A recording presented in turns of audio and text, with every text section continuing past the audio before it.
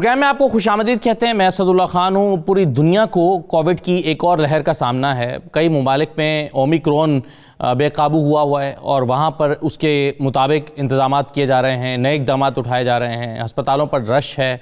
बरतानिया में भी ऐसी सूरत हाल है। पाकिस्तान में भी ओमिक्रॉन के केसेस बढ़ रहे हैं। कई ममालिक पाबंदियों दोबारा से प्लान कर रहे हैं। अगरचे ये बहुत सारी हुकूमतों के लिए एक मुश्किल फ़ैसला है कि फिर से नॉर्मल होते हुए ज़िंदगी को रोक दिया जाए और पाबंदियाँ लगा दी जाएँ, लेकिन इसके सिवा कोई रास्ता भी दिखाई नहीं देता।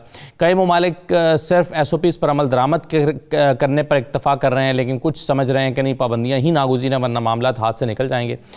तो कनाडा में अगर हम बात करें तो वहाँ पर भी ऐसी ही सूरत हाल है और एक मरतबा फिर पाबंदियाँ लगाने का फ़ैसला किया जा रहा है ताकि कोरोना के फैलाव को रोका जा सके। ये फ़ैसला मौजूदा हालात में कितना दुरुस्त है, इससे क्या इम्पैक्ट आएगा, कारोबार कितना मुतासर होगा, स्कूल कॉलेजेस और बच्चों की तालीम कितनी मुतासर होगी, क्या ये सही फ़ैसला है या इससे भी रुका जा सकता था। तो इन तमाम चीज़ों पर और हुकूमत के पेश नज़र क्या मामला, क्या बेसिकली पेश नज़र क्या पॉइंट्स हैं जिसकी वजह से कहना चाहिए कि ये लॉकडाउन किया जा रहा है या पाबंदियाँ लगाई जा रही हैं। तो इस पर हम गुफ्तगू करेंगे। फैसल मजीद साहब मेरे साथ मौजूद हैं, तजज़्ज़ाकार हैं और कनाडा से मुझे ज्वाइन कर रहे हैं। और साथ ही साथ पाकिस्तान में जो बढ़ती हुई सूरत हाल है, ओमिक्रॉन के केसेस बढ़ रहे हैं, तो पाकिस्तान में क्या इक़दाम किए जा रहे हैं और दुनिया के मुकाबले में पाकिस्तान के पास ऑप्शंस क्या हैं। डॉक्टर कैसर सज्जाद साहब मेरे साथ मौजूद हैं, सेक्रेटरी जनरल PMA के, उनसे हम बात करेंगे। मैं खुशामदीद कहता हूँ तमाम मेहमानों को। सबसे पहले फैसल मजीद साहब, क्या जो पाबंदियों का फ़ैसला हुकूमत कनाडा ने किया है ये ज़रूरी था, इसके बगैर चारा नहीं रहा? जी बहुत शुक्रिया असद साहब। इंतहाई तकलीफ के साथ ये बात आपके नाज़रीन के साथ शेयर करनी पड़ रही है कि ओंटारियो कनाडा, ये जितने भी पूरा कनाडा है, जितने भी प्रोविंसेस हैं, टेरिटरीज हैं, हम एक बार फिर स्क्वायर वन में चले गए सर। अभी चंद माह पहले, कपल मंथ पहले ही यहाँ से जो है पाबंदियां खत्म की गई थी, तमाम चीजें खोल दी गई थी, बिजनेस नॉर्मल हो रहा था, लेकिन कुछ अभी भी पब्लिक मेजरमेंट थे। लेकिन दिसंबर में कनाडा में नमूदार होने वाला जो ओमिक्रॉन है, जो कि बेसिकली साउथ अफ्रीका से ओरिजिनेट हुआ था, इसने एक दफा फिर जो है कनाडा को तकरीबन पार्शली लॉकडाउन कर दिया जी। आज की डेट में ओंटारियो गवर्नमेंट ने, चूंकि मैं ओंटारियो कनाडा का सबसे बड़ा प्रोविंस है, जिसकी पॉपुलेशन तकरीबन 16 to 17 मिलियन है, इसमें तमाम स्कूल जो है वो उनको दोबारा फिर 2 वीक के लिए ऑनलाइन कर दिया गया है। जिम, जिम्नेजियम, बार और cinema hall, theatre, performing art centre, जहां से भी गवर्नमेंट को खदशा था कि यहाँ से जो है ओमिक्रॉन जो है मजीद तेजी से फैल सकता था, उनको तकरीबन 3 वीक के लिए उन्होंने उनको मुकम्मल तौर पर शट डाउन कर दिया। और लोगों को पहले जो पब्लिकली आप कहीं पे भी गैदरिंग, बड़ी से बड़ी गैदरिंग कर सकते थे, घर में भी बाहर में भी कर सकते थे, लेकिन घर में 25 तक अलाउ था, बाहर बड़ी अलाउ थी, लेकिन घर में अब उन्होंने उसको पाबंद, जो गैदरिंग है उनको 5 तक महदूद कर दिया है, 5 तक। और बदकिस्मती से सर जितनी तेजी से ये ओमिक्रॉन फैल रहा है और जितने नंबर्स आजकल ओंटारियो में आ रहे हैं, ये पहली, दूसरी, तीसरी वेव में देखा ही नहीं गया था सर। आज की डेट में ओंटारियो में जो पॉजिटिविटी रेट है वो 30% को टच कर रहा है सर, जिसके बारे में WHO और दुनिया के तमाम जितनी भी हेल्थ ऑर्गेनाइजेशन है वो कहती हैं कि बेस्ट है कि इसको अंडर 3% रखा जाए पॉजिटिविटी रेट को। अब इमेजिन करें सर कि 30% को टच कर रहा है जी। आज की डेट में तकरीबन यहाँ पे 13,000 से ज्यादा केसेस आए हैं सर यहाँ पे, और जो हॉस्पिटलाइजेशन है वो तकरीबन 2600 लोग जो हैं वो हॉस्पिटलाइज हैं ओंटारियो में सर। ये पहली जो वेव आई थी उनमें जो मैक्सिमम नंबर थे वो 24। क्या आप ये बता सकते हैं कि कनाडा में कितने लोग फुली वैक्सीनेटेड हैं? जी सर, कनाडा में तकरीबन अब तक जब से ये कोविड-19 स्टार्ट हुआ है अब तक 53 मिलियन टेस्ट किए गए हैं, जो कनाडा की टोटल पॉपुलेशन है सर। इसमें तराजू में यही चीज देखना जरूरी है, वो तकरीबन 2016 के सेंसस के मुताबिक 37 to 38 मिलियन है सर। और 53 मिलियन टेस्ट यहाँ पे कोविड टेस्ट किए गए हैं और 2.4 मिलियन जो लोग हैं वो कोविड-19 का शिकार हुए हैं और 30,500 से ज्यादा डेथ हुई है। और मेरा सवाल ये है कि वो 80-90% के करीब लोग तो यहाँ पर फुली वैक्सीनेटेड होंगे। असद साहब यहाँ पे तकरीबन 82.56 लोग जो है उन्होंने कम से कम 1 डोज ली हुई है जी। और 76.83% जो है वो फुल्ली वैक्सीनेटेड है। ठीक है, ठीक है। यानी अभी भी 24% जो लोग हैं वो फुल्ली वैक्सीनेटेड नहीं है। सही है। इसके लिए गवर्नमेंट बार बार उनसे रिक्वेस्ट कर रही है कि फॉर गॉड सेक। इससे साबित यह हुआ कि वैक्सीनेशन होने के बाद भी डॉक्टर कैसर सज्जाद साहब कि अगर 82% लोग जो हैं वो वैक्सीनेटेड हैं या 75% लोग फुली वैक्सीनेटेड हैं और इसके बावजूद 30% लोग पॉजिटिव हो रहे हैं, तो इसका मतलब यह है कि वैक्सीनेशन आपको पॉजिटिव होने से नहीं रोकती, उसके असरात को, उसके हार्मनेस को कम कर सकती है, उसके मुझे यानी उसको उतना सख्त आपको कोविड नहीं होगा, लेकिन शिकार आप फिर भी हो सकते हैं। बिस्मिल्लाहिर्रहमानिर्रहीम। बहुत शुक्रिया असद आपका। और ये तो जो आप बात कर रहे हैं ये तो हम पहले वेव से कह रहे थे, जब हम ये कहते थे कि जब वैक्सीन आ जाएगा तो कुछ काफी हद तक हमें मदद मिलेगी। और जब वैक्सीन आया तो हमने ये देखा कि वैक्सीन लगे हुए, खासकर अभी जो डेल्टा वेरिएंट आया था, डेल्टा वेरिएंट में वो लोग बहुत सेफ रहे हैं जो कि वैक्सीनेटेड थे, उनका सिम्टम बहुत ही मामूली था। कुछ लोग ऐसे थे जिनको हॉस्पिटलाइजेशन और कुछ लोग ऐसे थे जो कि वेंटिलेटर पे गए और बहुत कुछ ऐसे भी थे जिनकी डेथ भी हो गई। लेकिन वैक्सीनेशन से ये देखा गया दुनिया में, पाकिस्तान में भी और दुनिया में भी ये देखा गया कि जो लोग वैक्सीनेटेड हैं उनको बहुत ही ज्यादा मदद मिली है कोरोना से बचाव के लिए। लेकिन मैं बार बार ये जुमला कहता हूँ कि आप अगर जब वैक्सीनेशन लगा चुके हैं तो इसका मतलब ये नहीं है कि आप टार्जन बन जाए, आपको कोरोना अटैक नहीं करेगा। आपको वही SOP पे अमल दरामद करना पड़ेगा और वो तमाम चीजें करनी पड़ेगी इवन कि आप वैक्सीनेटेड हैं। तो ये तो बात दुरुस्त है। अब जो ओमिक्रॉन आया है, ओमिक्रॉन में जो अभी तक जितनी भी स्टैटिस्टिक्स और जो डाटा हमारे पास आए हैं उसमें पाकिस्तान में भी और दुनिया में भी और साउथ अफ्रीका का जो वहाँ पे जिन्होंने ये न्यूज ब्रेक की थी डॉक्टर एंजेली गोडजी, उनसे भी आज भी मेरी बात हुई है और वो यही कहती है कि जी नॉन वैक्सीनेटेड मरीज ज्यादा है एज कम्पेयर टू वैक्सीनेटेड। तो ये बिल्कुल फैक्ट है। दो बातें समझने की है कि एक तो जिन लोगों ने वैक्सीन लगाया है इसका मतलब ये नहीं है कि वो उनको इन्फेक्शन नहीं होगा, और ये भी जरूरी नहीं है कि जिनको एक दफा कोरोना हो गया हो उसके बाद वो दोबारा उनके ऊपर अटैक नहीं करेगा। दोबारा भी हो सकता है, तिबारा भी हो सकता है, थर्ड टाइम भी हो सकता है, even if anybody is vaccinated. Pakistan में भी इस वक्त वही सूरत हाल है कि ओमिक्रॉन का एक बहुत अच्छी बात इसमें ये है कि बहुत माइल्ड सा सिम्टम होता है। इवन कि जिन्होंने वैक्सीन नहीं लगाया है उनको थोड़ा सा शिद्दत ज्यादा होती है उनके बनिस्बत जिन्होंने वैक्सीन लगाया हुआ है। अब तक दुनिया में ओमिक्रॉन जरूर ये बात हो रही है, हम ये देख रहे हैं और ये भी कहा जाता है कि डेल्टा वेरिएंट से ज्यादा तेजी से ये फैलता है और बहुत लोग परेशान हैं। जैसे कि अभी बात हो रही थी कि कनाडा में बहुत कुछ बंद कर दिया गया है, लेकिन अच्छी बात ये है कि डेथ बहुत कम है अगर उसको डेल्टा से आप कंपेयर कर रहे हैं तो।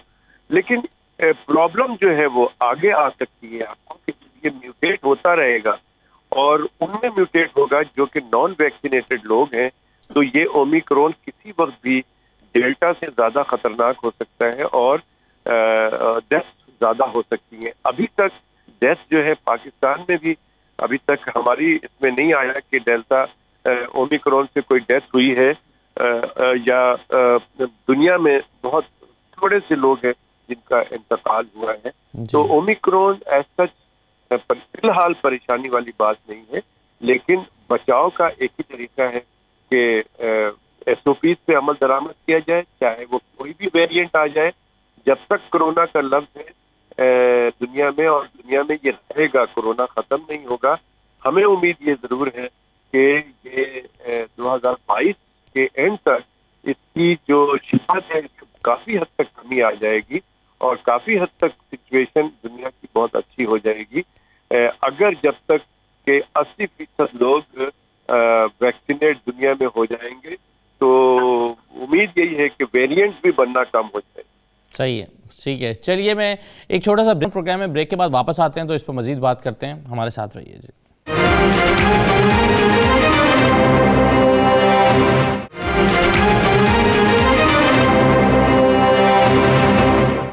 दोबारा खुशामदीद। कनाडा में और पाकिस्तान में ओमिक्रॉन और कोविड की एक नई लहर और पूरी दुनिया को एक तरह से इसका सामना है, इस पर हम बात कर रहे हैं। फैसल मजीद साहब, जो आपने अभी नक्शा खींचा और सूरत हाल से आगाह किया कि 30% लोग पॉजिटिव आ रहे हैं, ओंटारियो का भी आपने जिक्र किया, आप इस सारे सिनेरियो में, और फिर आपने कहा कि स्कूल्स जो हैं वो भी ऑनलाइन चले गए, ये इसके अलावा कोई चारा नहीं था। अगरचे कोई भी गवर्नमेंट जो है वो खुशी से ये फैसला नहीं करती लॉकडाउन करने का, क्योंकि उसकी इकोनॉमी साइड भी उसको देखना पड़ती है, बिजनेसमैनों को भी देखना पड़ता है।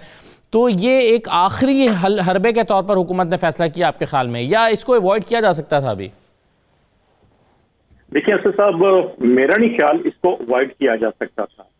उसकी सबसे पहले मैं अभी डॉक्टर साहब ने जो कहा है उनकी एक बात की मैं थोड़ी सी उनको सेकंड कर दूं कि आज ओंटारियो में तकरीबन 385 लोग हैं वो आईसीयू में हैं।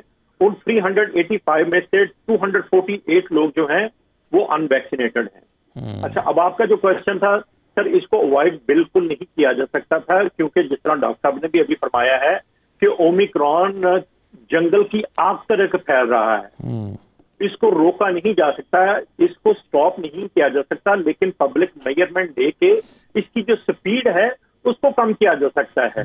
देखिए, गवर्नमेंट, कोई भी गवर्नमेंट ये खुशी से ये फैसले नहीं करती।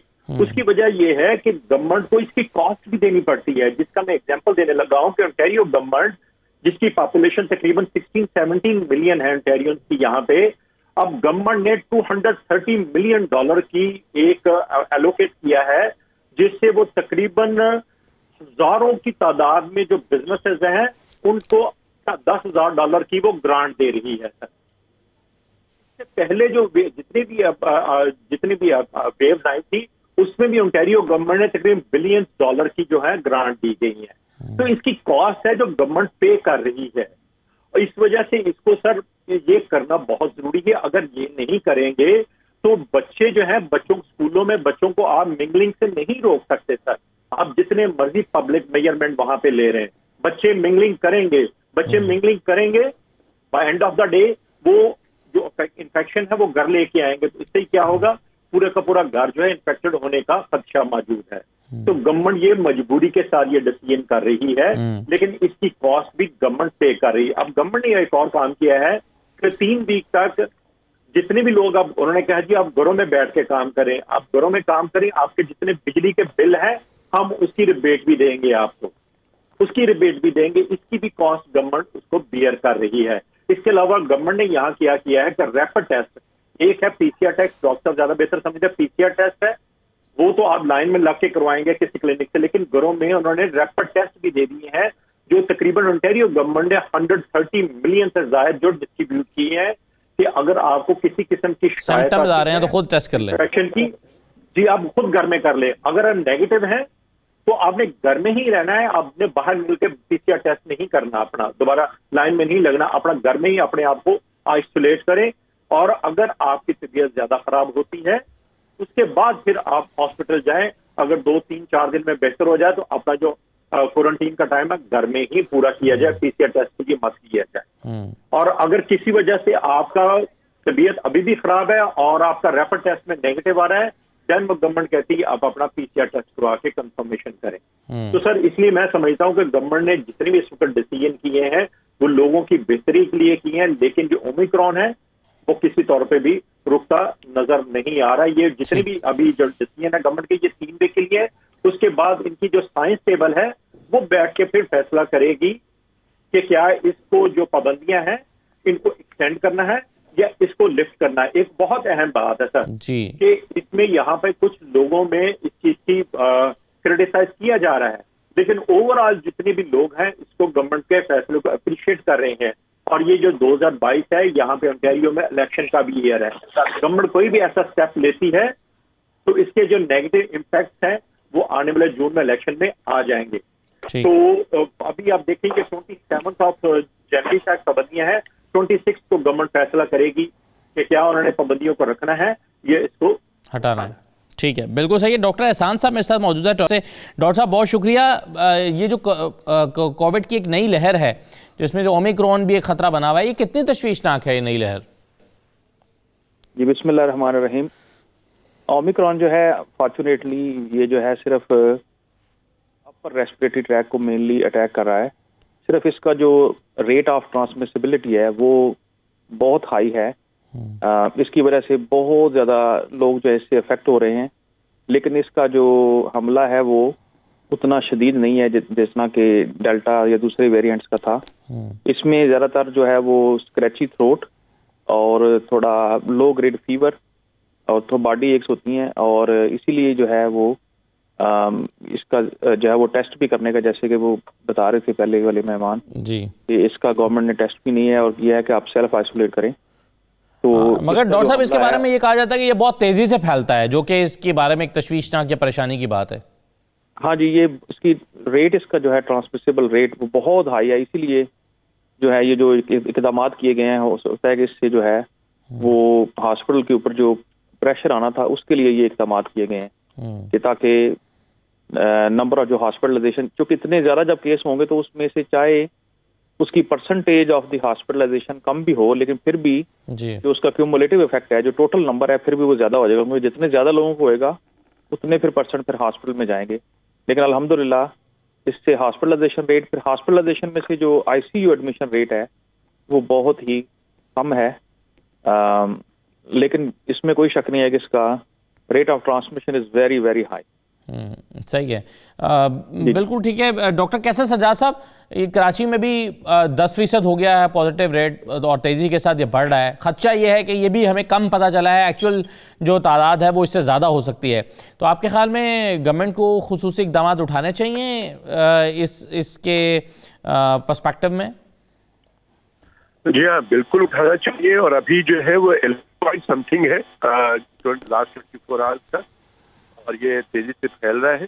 और मेरा जो पॉइंट है वो पाकिस्तान के अंदर ये पॉइंट है कि हम सिर्फ ओमिक्रॉन के बारे में हम बात कर रहे हैं।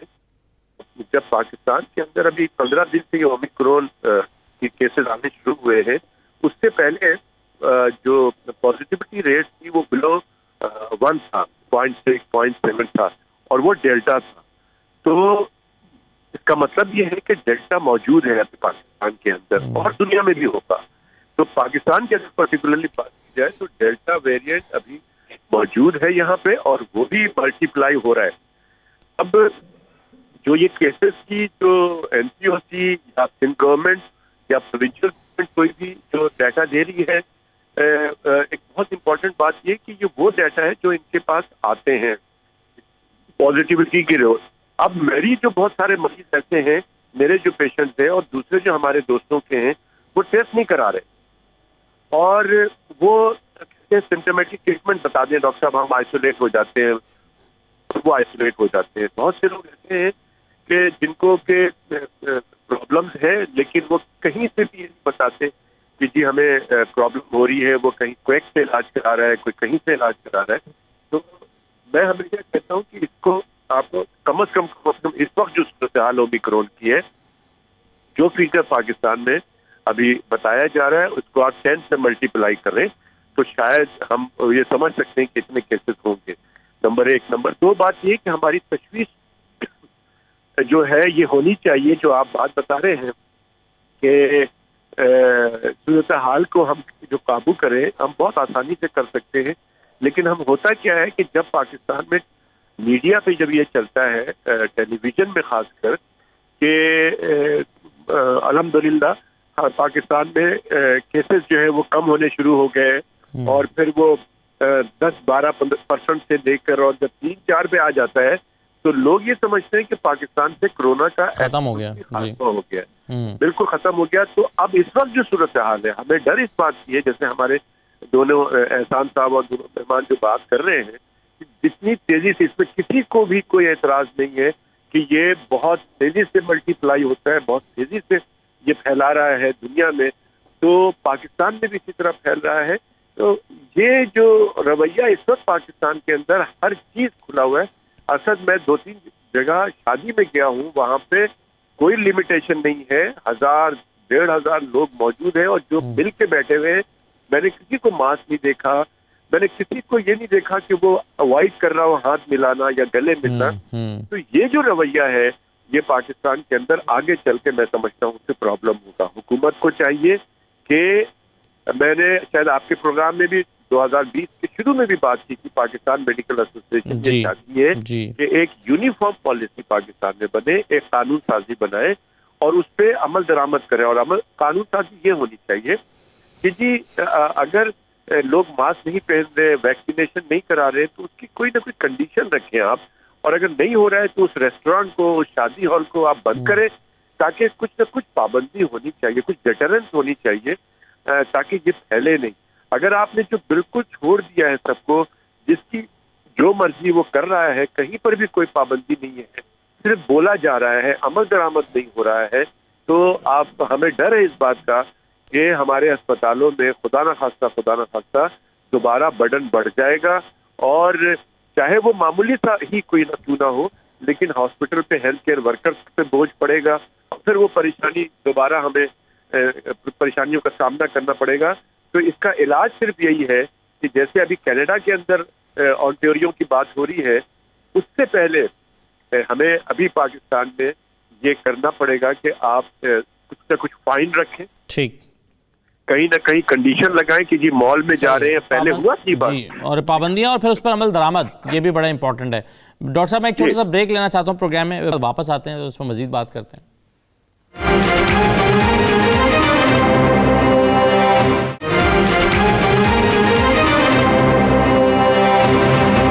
दोबारा आपको खुशामदीद कहते हैं। फैसल मजीद साहब, ये बताइए कि जब ये फैसला किया गया पाबंदियां लगाने का, तो इस पर जो बिजनेस कम्युनिटी है, जो स्कूल चलाने वाले हैं, जो होटल इंडस्ट्री है, उन्होंने क्या रद्द अमल दिया? वो इस फैसले के हामी हैं, इससे मुतमईन हैं इस फैसले से? देखिए असद साहब, यकीनन जब भी कोई बिजनेस बंद होता है, बिजनेसमैन तो कभी भी खुश नहीं होगा। इसमें यकीनन जितने भी बिजनेस इम्पैक्टेड हुए हैं, इसमें बंद हुए हैं, सब ने अपना रद्द अमल दिया है। सबका यही कहना था कि हम जितनी भी पब्लिक मेजरमेंट्स हैं, जितने भी आपके गाइडलाइंस हैं, उनको फॉलो कर रहे हैं, कर रहे थे, कर रहे हैं, करते रहेंगे। तो इसको बंद ना किया जाए, इस पे यकीनन उनका रद्द अमल तो आना था। लेकिन गवर्नमेंट ने साथ साथ उनको, चूंकि ये 3 वीक का है, गवर्नमेंट ने उसके साथ साथ उनको फाइनेंशियल रिलीफ भी दे दी है। यकीनन जो बिजनेसेस है इफेक्ट हो गए हैं, कई ऐसे बिजनेसेस होंगे साहब दुनिया में जो अब शायद दोबारा अपने डोर ना खोल सके। इम्पैक्ट तो हो रहे हैं, लेकिन अब देखने वाली चीज ये होती है असद साहब, तो चॉइस क्या है हमारे पास? चॉइस कोई नहीं है। अब आप देखें कि डॉक्टर साहब, एहसान साहब यहाँ पे बैठे हैं, यहाँ पे एक बहुत बड़ा इशू आ रहा है कि लोग ज्यादा से ज्यादा सिक हो रहे हैं, चाहे ये बहुत माइल्ड है, ये जो ओमिक्रॉन है बहुत माइल्ड है, लेकिन माइल्ड होने के बावजूद 3-4-5 दिन के लिए लोग घर बैठेंगे ना। अब हो क्या रहा है कि यहाँ पे एब्सेंटी की तादाद बढ़ रही है, लोग जो है काम पे कम जा रहे हैं, स्पेशली जो हेल्थ के साथ एसोसिएट है, हॉस्पिटल्स में कमी आ रही है लोगों की, काम करने वाले लोगों की।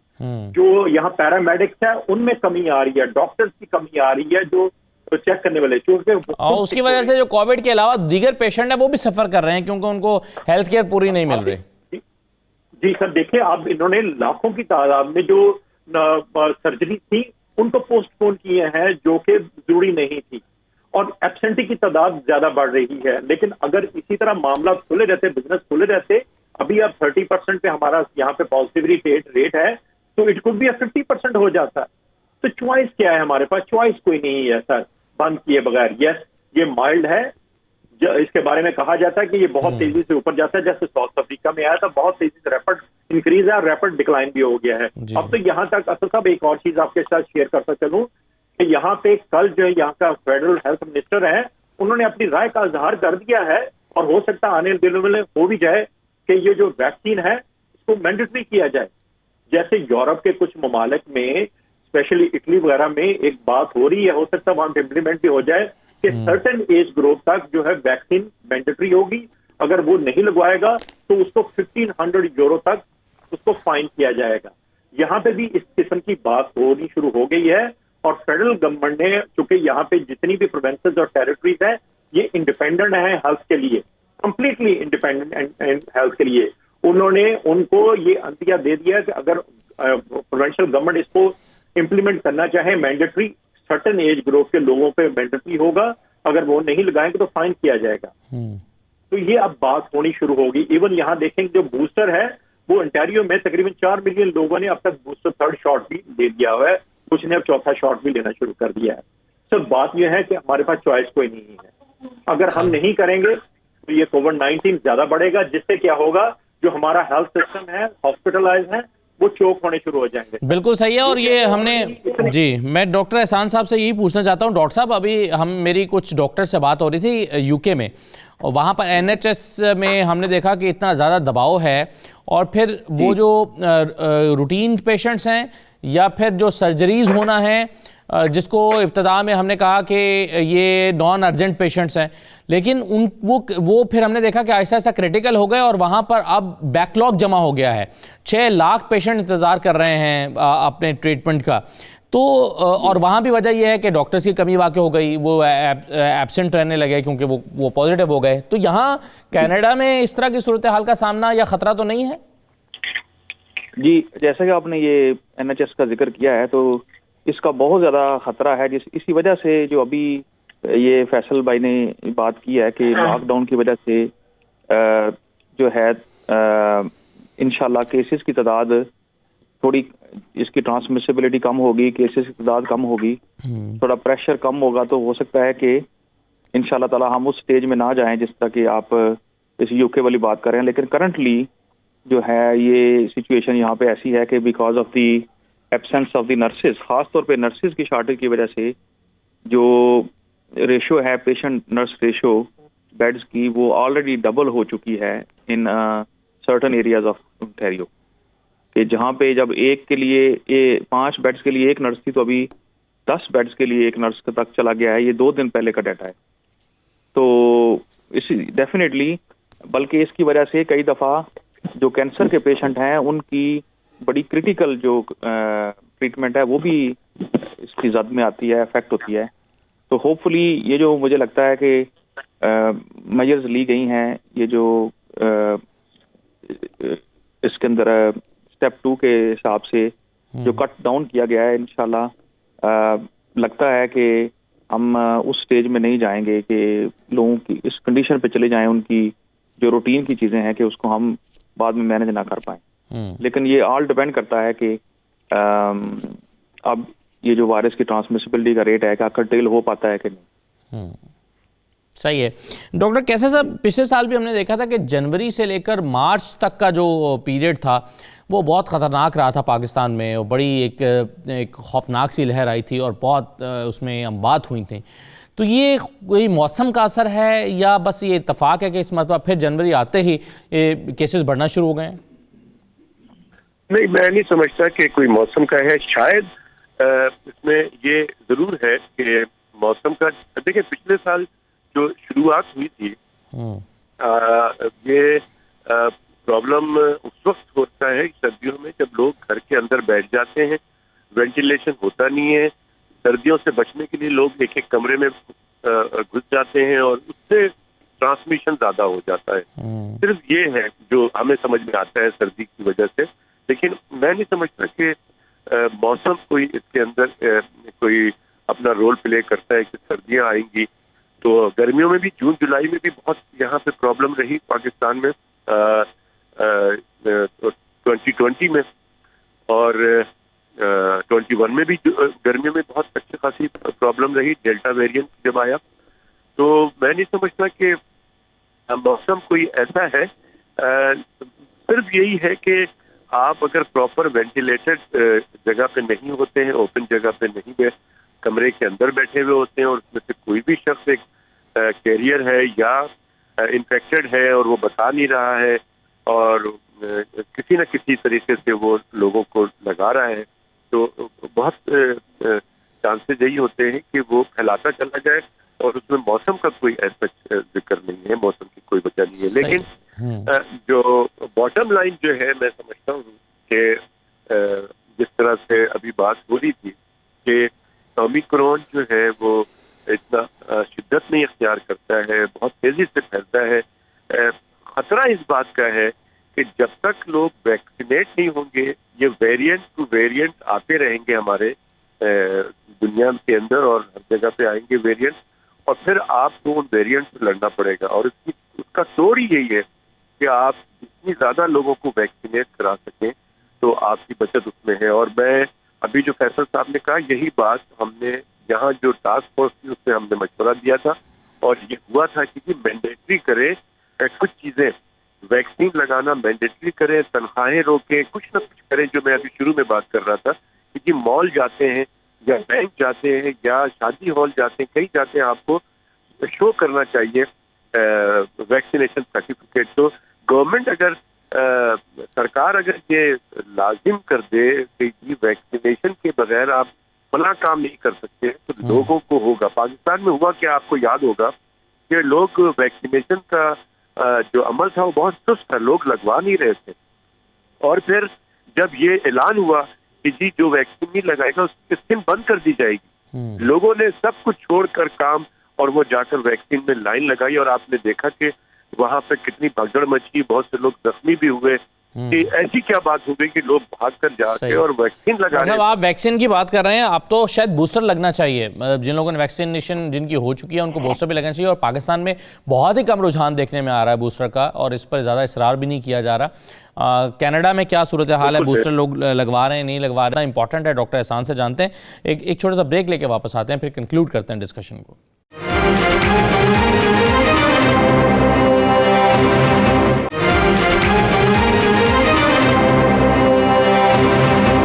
दोबारा खुश आमदीद। डॉक्टर एहसान साहब, बूस्टर डोज कितनी इंपॉर्टेंट है? ये बहुत ही अच्छा सवाल है। इस वक्त जो सबसे इम्पोर्टेंट चीज है करने वाली वो है बूस्टर डोज। बूस्टर डोज जो है ना, उसकी जिन लोगों को थर्ड डोज लगी है बूस्टर डोज, उनमें एक तो इसके कैच करने के चांसेस जो हैं वो दूसरे लोगों से 37% कम है, नंबर 1। नंबर 2, अगर जिस बंदे को बूस्टर लगी है उसको तो ये बिल्कुल ही बहुत ही कम सिम्टम्स दे रहा है, और उनका जो देयर आर लेस देन, मतलब 96% चांसेस हैं कि they will not and up in the ICU if they have a booster dose. और इस वजह से मैंने देखा है कि इस डाटा की वजह से, इस इंफॉर्मेशन की वजह से, जो बूस्टर डोज लगवाने का जो कम से कम ओंटारियो में जो लोगों को है, वो उन्होंने इसकी इम्पोर्टेंस को समझा है, and people are really getting the booster. और booster जो है ना, that is the only thing right now what we can do to prevent the severity of the disease, और ताकि हॉस्पिटलाइजेशन ना हो, और इसकी जो है वो इसके सिम्टम्स भी बहुत कम आ रहे हैं। सही है। Booster is very very important, number 1। Number 2, जिन लोगों की दूसरी डोज नहीं लगी हुई, और या वो उसमें जो है ना वो देवर इन फिक्स, देवर वो जेलमेल कंडीशन में थे, हमें लगवानी चाहिए या नहीं लगवानी चाहिए, उनको अपनी दूसरी डोज जल्दी से जल्दी लगवानी चाहिए।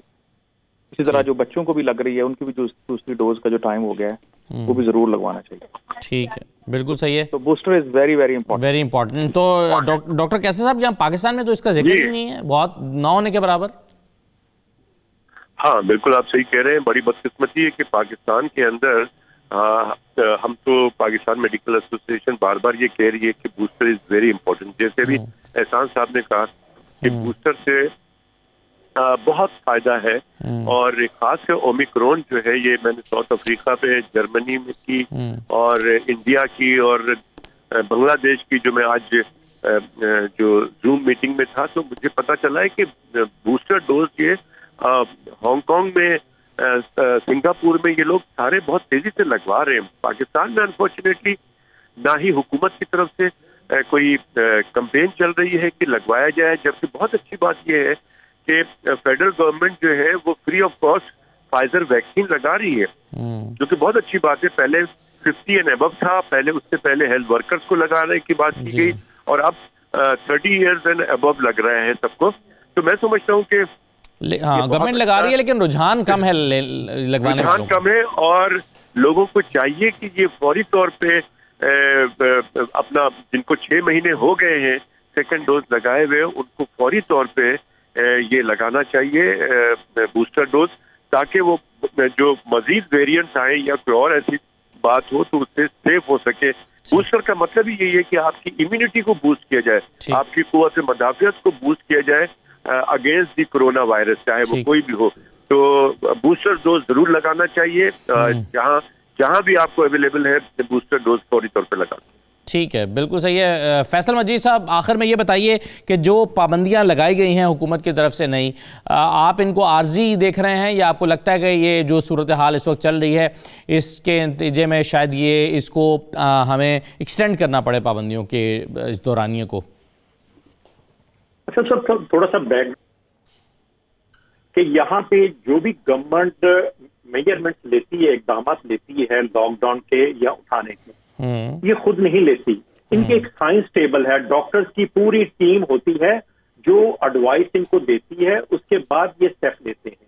अभी ये 26 को या 25 को बैठ के डिसीजन करेगी साइंस टेबल कि वो डाटा एनालिसिस करेगी कि आने वाले दिनों में क्या जो ओमिक्रॉन है क्या सिचुएशन इसकी हो सकती है। अगर वो समझेंगे कि ये डाउनवर्ड ट्रेंड हो सकता है, चल जाएगा, तब तो वो इसको लिफ्ट कर देंगे। अगर वो अपवर्ड हो उनके कुछ चांसेस होंगे तो वो इसको एक्सटेंड भी कर देगी। इसमें तो वो बिल्कुल गवर्नमेंट किसी किस्म की राय देने में बिल्कुल तैयार नहीं है। जो साइंस टेबल कह रही है वो उस पर अमल किया जाएगा। ठीक है, बहुत शुक्रिया फैसल मजीद साहब, बहुत शुक्रिया डॉक्टर कैसर सज्जाद साहब और हमारे साथ डॉक्टर एहसान साहब मौजूद थे। तमाम का शुक्रिया, इजाज़त दीजिए, अल्लाह हाफिज़।